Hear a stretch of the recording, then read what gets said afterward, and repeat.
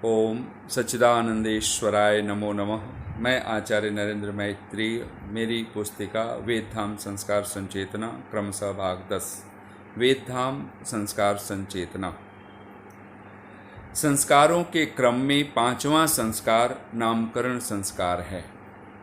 नामकरण अर्थात जन्मे हुए बालक का सुंदर नाम धरे। ऋषि का ही कथन है, जिस दिन जन्म हो उस दिन से लेके 10 दिन छोड़ 11वें दिन व 101वें अथवा दूसरे वर्ष के आरंभ में जिस दिन जन्म हुआ हो नाम धरे। जिस दिन नाम धरना हो उस दिन अति प्रसन्नता से इष्ट मित्र हितैषी लोगों को बुला यथावत सत्कार कर क्रिया का आरंभ यजमान अर्थात बालक का पिता और ऋत्विज करें। संस्कार विधि नामकरण प्रकरणम। नामकरण के विषय में ऋषि का यह विशेष निर्देश है कि जिस नक्षत्र में बालक का जन्म हुआ हो उस तिथि और उस नक्षत्र का नाम लेके उस तिथि और उस नक्षत्र के देवता के नाम से 4 आहुति देनी। अर्थात एक तिथि, दूसरी तिथि के देवता, तीसरी नक्षत्र और चौथी नक्षत्र के देवता के नाम से, अर्थात तिथि, नक्षत्र और उनके देवताओं के नाम के अंत में चतुर्थी विभक्ति का रूप और स्वाहांत अर्थात अंत में स्वाहा बोल के 4 घी की आहुति देवें। ऋषि लिखते हैं, जो पुत्र हो तो 2 अक्षर का व 4 अक्षर का घोष संज्ञक और अंतस्थ वर्ण अर्थात य र ल व अर्थात 5 वर्णों के आरंभ के 2-2 अक्षर छोड़ के तीसरा, चौथा, 5वां और य र ल व ये 4 वर्ण नाम में अवश्य आवें। ग, घ, ङ, ज, झ, य, ड, ढ, ण, द, ध, न, ब, भ, म। जो स्त्री अर्थात कन्या हो तो 1, 3 व 5 अक्षर का नाम रखे। संस्कार विधि नामकरण प्रकरणम। महर्षि दयानंद।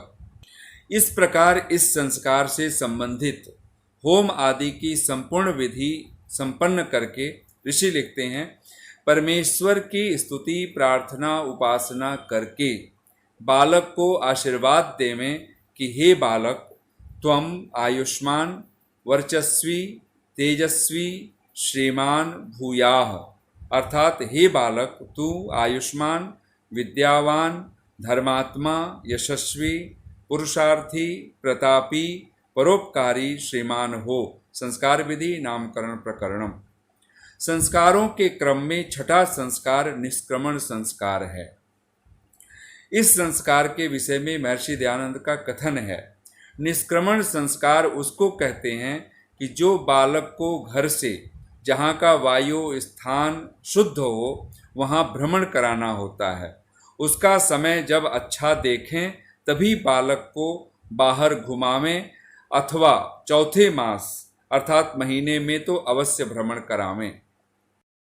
चतुर्थे मासी निष्क्रमणिका सूर्य मुदीक्षयति तच्चक्षुरिति आस्वलायन गृहसूत्र जननाद्य तृतीये ज्योत्सनस्तस्य तृतीयायां पारस्कर गृहसूत्र। अर्थात निष्क्रमण संस्कार के काल के 2 भेद हैं। एक बालक के जन्म के पश्चात तीसरे शुक्ल पक्ष की तृतीया और दूसरा चौथे महीने में जिस तिथि में बालक का जन्म हुआ हो उस तिथि में यह संस्कार करें। संस्कार विधि निष्क्रमण प्रकरणम। महर्षि दयानंद। इस संस्कार में भी होम आदि की संपूर्ण विधि को श्रद्धापूर्वक संपन्न करके ओम तच्चक्षुर्देवहितम इत्यादि इस मंत्र को बोल के थोड़ा सा शुद्ध वायु में भ्रमण करा के यज्ञशाला में लावें। सब लोग त्वम जीव शरदः शतम वर्धमानः इस वचन को बोल के आशीर्वाद देवें। संस्कार विधि निष्क्रमण प्रकरणम।